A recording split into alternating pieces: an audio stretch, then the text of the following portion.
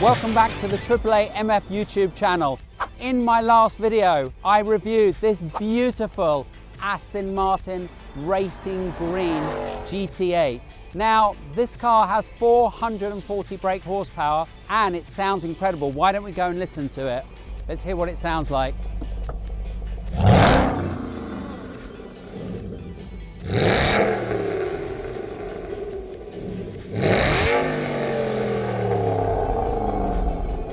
That's pretty good, but what if you wanted something with more power that sounded even better? What would you get? Maybe a GT12.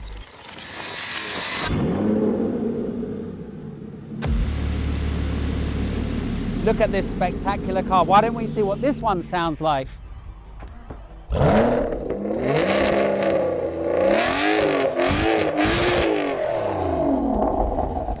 So only 100 of these were made in the world and only 5 with the Gulf livery, and even the Gulf livery is different on all 5. So this is a one-of-one car. Why don't we see what it's like compared to the GT8? 2 incredible cars, one of 150, one of 100. Let's go.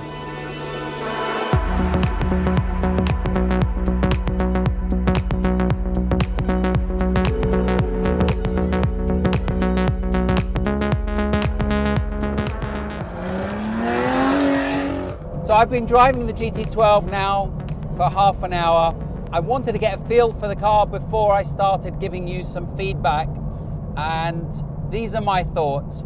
So there's obviously 2 big differences between this and the GT8. The GT8 has the V8, this has the V12, and the GT12 has the automated single clutch gearbox, and the GT8 has the manual gearbox. As you would expect, the V12 engine sounds absolutely incredible. So we're driving in normal mode now. This has 3 settings. It has normal, sport and track. Apparently track is too firm for the road, so I'm not going to engage that one, but I'm going to put it into sport mode, and immediately you hear that lovely V12 noise, and it is intoxicating. It really is. But you don't actually hear it until you get to about 4,000 to 5,000 revs, and that's when you hear that lovely grunt. Not that the V8 sounds bad. What's interesting is they actually sound very different. The gearbox isn't as bad as you'd think, but it does require a little finesse to get right. The car does feel heavier. Obviously, you know, you've got that huge engine at the front, and you can feel it. The GT8 has a 51-49 weight ratio, front back, and actually it feels lovely and feels really well balanced. This one does feel like a big front engine car. This one has carbon brakes as standard, and the GT8 doesn't, so when you're actually stopping, it feels really, really nice. Some of the best brakes I've actually ever used are in this car. Really nice feel, nice bite, gives you lots of confidence. The V12 pumping out 593 brake horsepower. You've got that lovely lightweight body, which is 100 kilograms lighter than the V12 Vantage S. You've got all that carbon fiber, you've got the Alcantara. It feels like a very, very special car. Now, these cars, as they're so rare, being one of 100, have a huge premium over the GT8. The GT12 is around £325,000 on the market, whereas the GT8 is around £175,000. After driving them back to back, I'm not sure I would pay the extra to get the GT12. It's a very different car though. It's a lot more old school because of the gearbox. But as a driving experience, the GT8 with the manual gearbox just feels a little bit more involving. But there's no denying, this car looks incredible. The whole car covered in carbon, especially with this Golf livery, it just looks incredible. We've been filming today with both the cars, and you know, as they're coming in the distance, you see the GT8 and you think, wow, that looks amazing. And then the GT12 comes up behind it and you're like, wow, it's even better. And it looks more menacing. And from the outside, the GT12 definitely sounds better. It's very planted. The one thing about being heavier than the GT8 means that it actually feels a little bit more planted on the road. When you look through the rear window, you see that huge rear wing reminding you that you're in something very, very special. There's something about an Aston Martin that really does separate it from the rest of the supercar world. You know, I've had a Ferrari, I've had a Lamborghini, I've had a McLaren, I've got some Porsches. This feels completely different to everything. It feels like it's got the German build quality. It's got that intoxicating sound that a Ferrari has, but a different kind of sound to a Ferrari, but still intoxicating. Yet you feel like you're driving a gentleman's car, and obviously you can't escape that reference to James Bond. The power delivery is immediate with that V12, and you're just never going to get tired of listening to that engine. Never. These cars are a thing of the past, dare I say. Twin turbos now have taken over, and dual clutch gearboxes have taken over. It's not a bad thing, just means these cars are going to become something very special for the lucky 100 people that own them. I can't think of something that I've driven that feels this special. You know, it's not all about speed these days. People like me want to drive something that gives driver engagement.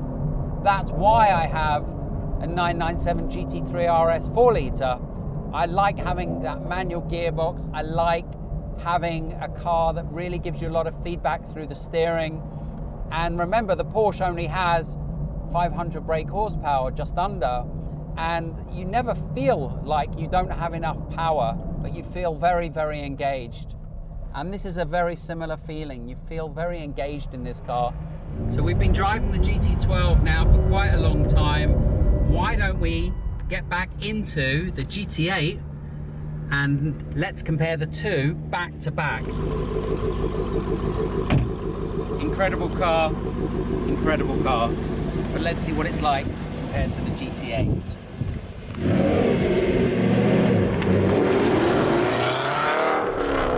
So we're back in the GT8 after driving the GT12. You know, you can feel the power in the GT12 going on and on and on when you put your foot down. This one, there's definitely not as much power, but it kind of runs out of power. However, the manual gearbox in this is a delight, and I really like it. The sound in this is very different to the GT12, but you know what? This has its own charm. I like it. It's not as deep, and it's not as nasty like the GT12. But this one sounds lovely. You put your foot down and it picks up the revs, and it takes time for the power to come through, and that's the big difference between the GT12. The power in the GT12 is immediate.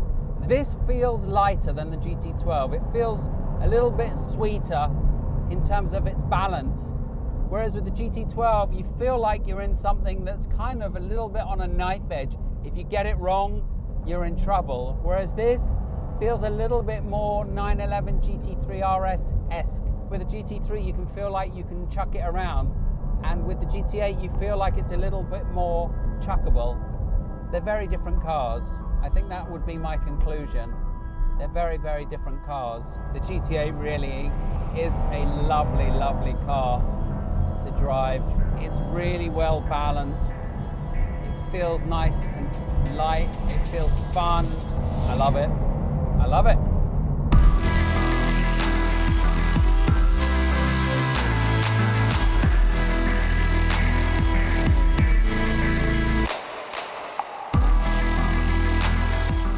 So we've reviewed the GT12 and the GT8. The GT8 sounds incredible, and then you get a GT12 next to it and it sounds even more incredible. However, the gearbox in this car I think makes it more fun to drive, and the weight in this feels a little bit more balanced and a little bit more fun, a little bit more like a GT3 RS. The GT12 is phenomenal and you cannot match that V12 sound.